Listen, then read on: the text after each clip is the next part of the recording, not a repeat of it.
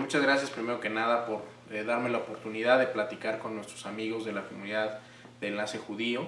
Comentarte puntualmente lo siguiente. A mí, la iniciativa Amigos de Israel es una iniciativa que fundó y preside actualmente el presidente José María Aznar y que dirige Rafael Bardají. Esta iniciativa, forman parte de esta iniciativa miembros distinguidos como John Bolton, ex embajador de Estados Unidos ante las Naciones Unidas, Marcello Pera, expresidente del Senado italiano, Luis Alberto Lacalle, expresidente de Uruguay, Alejandro Toledo, expresidente del Perú, entre otros muchos. Esta iniciativa surge para defender la legitimidad del Estado de Israel en Oriente Medio, frente a los ataques que recibe Israel diariamente en medios de comunicación, en la opinión pública, en los parlamentos, en los foros internacionales. Amigos de Israel se erige como un aliado de la comunidad de Israel en todo el mundo y particularmente de Israel como Estado para defender su legitimidad como Estado democrático en la región de Oriente Medio. Es muy importante mencionar que Amigos de Israel es una comunidad formada por personas que estamos comprometidas con la defensa del Estado de Israel y que por lo pronto, sin duda, estamos muy consternados por la guerra que se está desarrollando actualmente en la región. En primer lugar, la invitación la recibí a través de esta organización Amigos de Israel, a través del presidente José María Aznar, que me hizo el favor de invitarme directamente como representante de México en esta organización. Acudí porque organizaron una actividad cultural de estudios en las cuales invitaron a representantes de diversos países del mundo, entre ellos Colombia, Panamá, Chile, y los cuales fuimos a vivir la experiencia del Estado de Israel directamente en las ciudades de Jerusalén y Tel Aviv.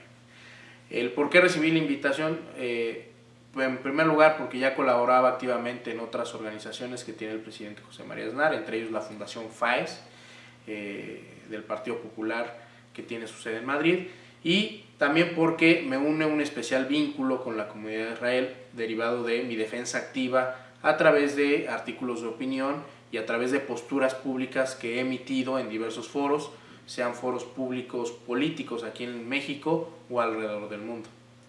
Por ejemplo, me tocó la oportunidad de ir a Sao Paulo, Brasil, en donde, entre otras cosas, hablé de libre comercio que tiene México como país y puse de ejemplo Israel como un estado en donde el libre comercio y el libre mercado se ha desarrollado en los últimos 30 años.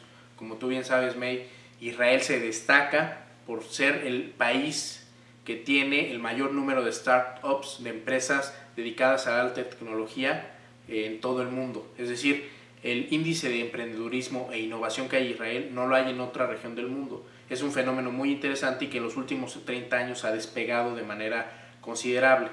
Es decir, muchas veces tenemos la imagen de Israel como una zona de conflicto, una zona donde no se puede vivir, una zona donde la gente día a día, que en parte es cierto, pues vive una tragedia humana. Pero lo cierto es que también hay una imagen muy positiva, que es esta, la del libre comercio, la del desarrollo de empresas, la del desarrollo personal humano de muchas comunidades que el día a día pues no lo deja ver.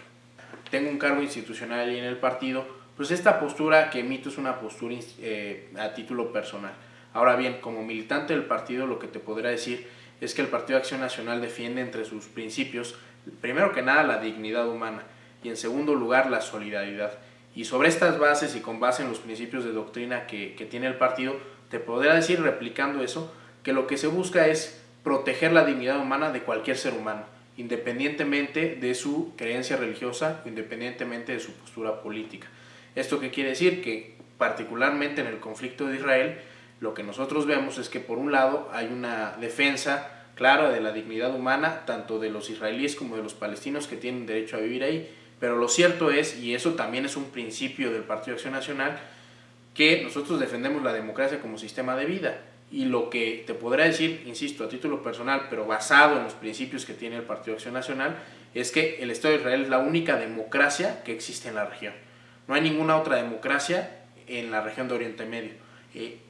Insisto, es un tema muy interesante de mencionarlo, porque ni Palestina, ni Irak, ni Irán tienen una democracia. Y entonces, legítimamente, podemos asumir esa defensa a nivel internacional. ¿Por qué? Porque además, y ese es otro, insisto, también de los principios que tiene el partido, es la defensa de los derechos humanos. No hay por lo que a mí me ha tocado ver, ahora que realicé este viaje, en Palestina los derechos humanos son casi inexistentes, a menos que pertenezcas a la comunidad musulmana, por supuesto. Y eso claramente es una postura que el Partido de Acción Nacional no avala. Es decir, nosotros debemos defender a los que somos libres iguales, más no a aquellos que atacan injustificadamente a otras personas. Claro, Mario, hubo algunos incidentes acerca de gente del Partido Acción Nacional que demostraron una afinidad con los neonazis mediante algunas actitudes, palabras, forma de vestir, como que querían hacer un partido neonazi dentro del PAN. Lo que te diría en ese sentido es que son hechos aislados y que además la dirigencia nacional del partido ya se ha deslindado de estas personas. ¿Por qué? Porque son personas que actúan a título personal, que no representan al partido de ningún modo y que además, insisto, el Partido de Acción Nacional lo que defiende es la dignidad humana. A mí me tocó ir a Yad Vashem, allí en Jerusalén, y yo vi presencialmente, obviamente, y que es una recopilación historiográfica de lo que pasó en el Holocausto judío. Personalmente, cuando yo vi la nueva sección donde están los niños que los nazis asesinaron, me causó un dolor humano impresionante, de manera personal. Y dije, claramente esto es un ataque a la dignidad humana, es una violación horrible a lo que es los derechos humanos más básicos que tenemos todos. Y otro de los principios que postula Acción Nacional es la protección del más débil. Y en este caso, hacer esto frente a un indefenso se llama asesinato, es un crimen de lesa humanidad. Y por lo tanto, volviendo a tu pregunta, es aquellas personas que avalen este tipo de actos que cometieron los nazis en su momento en la Segunda Guerra Mundial, lo que diría yo es que no conocen la historia y que desafortunadamente también se dejan llevar por muchos prejuicios que actualmente existen en la sociedad y también todavía desafortunadamente en ciertas ideas que predominan dentro de ciertas corrientes en el mundo. Pues yo regresé encantado de Israel. La verdad es que encontré un país totalmente distinto al que nos han presentado los medios de comunicación y en general la opinión pública. Encontré un país moderno, un país joven, un país tolerante, un país demócrata, un país desarrollado económicamente. Yo visité la ciudad de Jerusalén y la ciudad de Tel Aviv. En Tel Aviv también tuve la oportunidad de estar en el puerto de Jaffa, esta zona histórica donde diversos conquistadores llegaron, entre ellos Napoleón y otros tantos. Ahí, bueno, incluso los cruzados llegaron ahí, para comentarte. Entonces es una zona rica en historia, rica en economía, rica en tolerancia, rica en valores universales. Es lo que yo vi en estas dos ciudades. Ahora bien, también comentar y hacer algunas diferencias. En Tel Aviv, pues evidentemente es una ciudad moderna que incluso dentro de su costa es reconocida como una de las ciudades más tolerantes para la comunidad homosexual. Eso es importante mencionarlo dentro de un contexto en el que se vive en Occidente.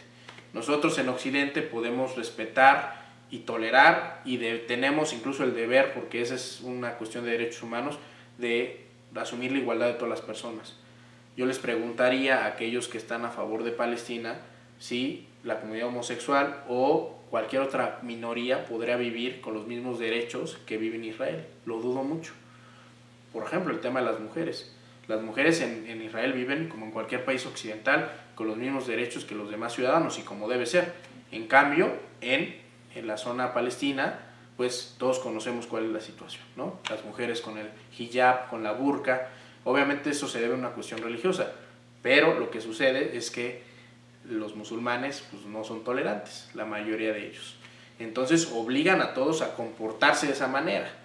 Eso sí es importante decirlo. Hay un totalitarismo de las costumbres, de la vida social en ese tipo de comunidades religiosas musulmanas. Y por otra parte, comentarte del tema de estas dos ciudades, Tel Aviv y Jerusalén. Tel Aviv, pues evidentemente, insisto, es una ciudad moderna, abierta, plural, tolerante, y Jerusalén también lo es, pero tiene específicamente otro tamiz, otra característica esencial, que es una ciudad eminentemente religiosa, es una ciudad sagrada, es la ciudad de Dios. Alguna vez a mí me habían dicho, y lo confirmé estando ahí, que una vez que uno visita Israel, siente que Dios realmente estuvo en el mundo. Dios pisó el mundo y está ahí presente. Cuando me tocó estar frente al muro occidental y ver con la devoción con que rezaban pues los judíos practicantes frente al muro, pues realmente es una cuestión mística. Y realmente, aunque uno no sea creyente, que en mi caso sí lo soy, católico, pero aunque uno no sea creyente, le lleva a cuestionarse ciertas preguntas trascendentales que cualquier ser humano tiene.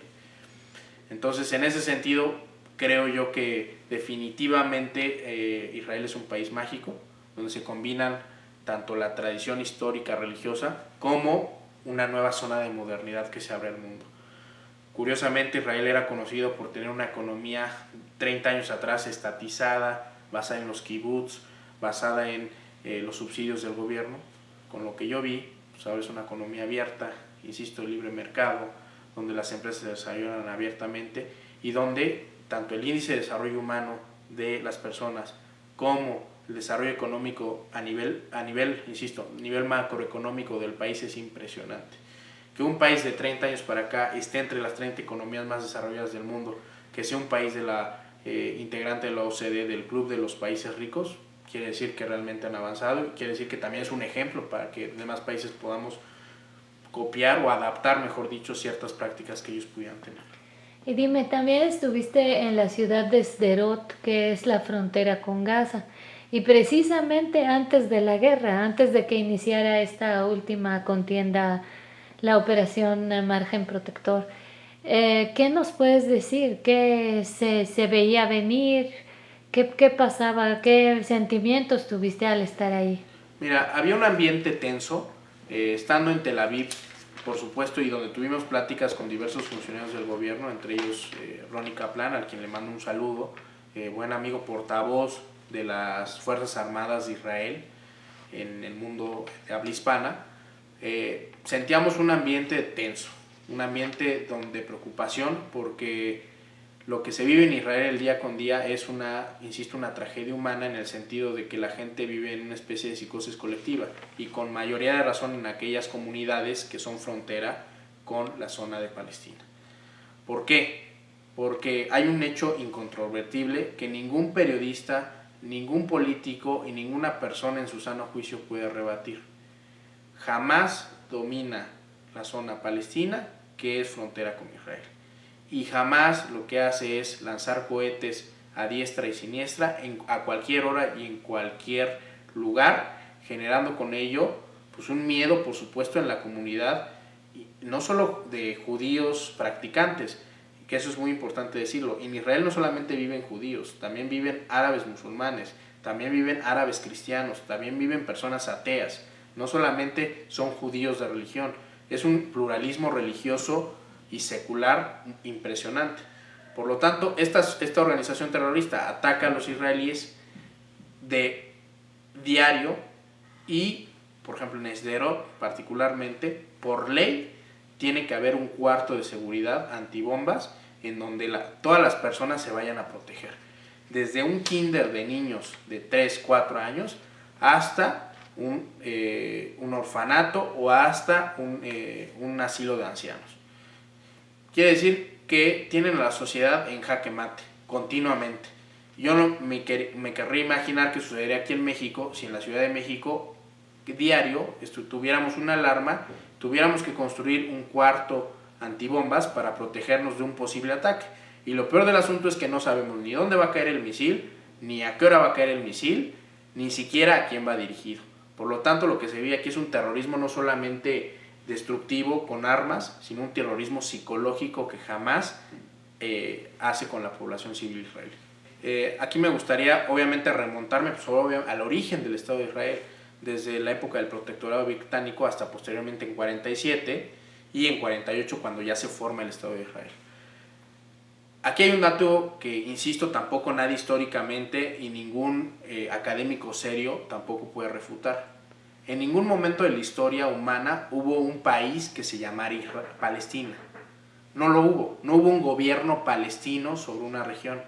Hubo habitantes palestinos, así denominados, que practicaban la religión islámica después del siglo VII, que empezaron a colonizar ciertas áreas de esa región. Pero lo cierto es que Israel desde su creación del año 48 y anteriormente con todos los profetas judíos, empezando por Abraham, pues vivían en esa región, en la región que hoy se conoce el Estado de Israel y la región que muchos años se conoció como Palestina. Si nos vamos a un derecho de antigüedad, los que primero llegaron ahí fueron los judíos, a través de sus profetas, Abraham, Moisés y demás. En cambio, los musulmanes, que es una religión relativamente nueva dentro del monoteísmo, que es posterior al siglo VII después de Cristo, pues llegaron a cuentagotas y formando comunidades esporádicas, no conjuntas. Eso justifica históricamente, en primer lugar, que Israel tenga derecho a un Estado, el que haya tenido gente viviendo ahí desde tiempos inmemoriales. En segundo lugar, lo que justifica que Israel exista como Estado es también que es una comunidad que históricamente ha peregrinado alrededor del mundo y que no tiene una casa en donde vivir, derivado obviamente de las ideas del sionismo de Theodor Herzl. Se funda el Estado de Israel, pero sin duda se funda también porque es una comunidad que históricamente ha sido agraviada por otros pueblos. Recordamos el caso del antiguo Egipto, donde obviamente eran esclavizados. Recordamos de la rebelión que tuvieron en la época romana en contra del dominio romano en la región. Recordamos, por supuesto, también la infamia que sufrieron en la Segunda Guerra Mundial en los países europeos, donde eran obviamente discriminados, derivado de este régimen antisemita en el que en muchos países existió. Pues todos esos agravios también justifican moralmente que Israel tenga un Estado. Y también decir, porque también se dice muy seguido, bueno, es que dentro del derecho internacional ellos vinieron a invadir una tierra que no les correspondía. Eso es totalmente falso, porque insisto, hay un principio general del derecho que enuncia primero en tiempo, primero en derecho. Y eso es básico en cualquier sociedad civilizada occidental. Y el primero en tiempo y el primero en derecho en llegar ahí fue Israel, a través de sus profetas, pues sí, a través del profeta Abraham, efectivamente. Hay un hecho también que a mí me causa hoy en día, insisto, y me impacta de manera profunda. Israel conquista en la guerra de los 6 días, en 1967, la península del Sinaí. Se la anexiona, que es más de la mitad del territorio actual de Israel. Se la quita Egipto por la guerra, justificadamente. Pasan alrededor de 15 años y en 1982 Israel devuelve la península del Sinaí a Egipto. ¿Y por qué la devolvió? Para conseguir la paz. ¿Y qué le regresaron a cambio? Más guerra. Y también hay otro hecho incontrovertible.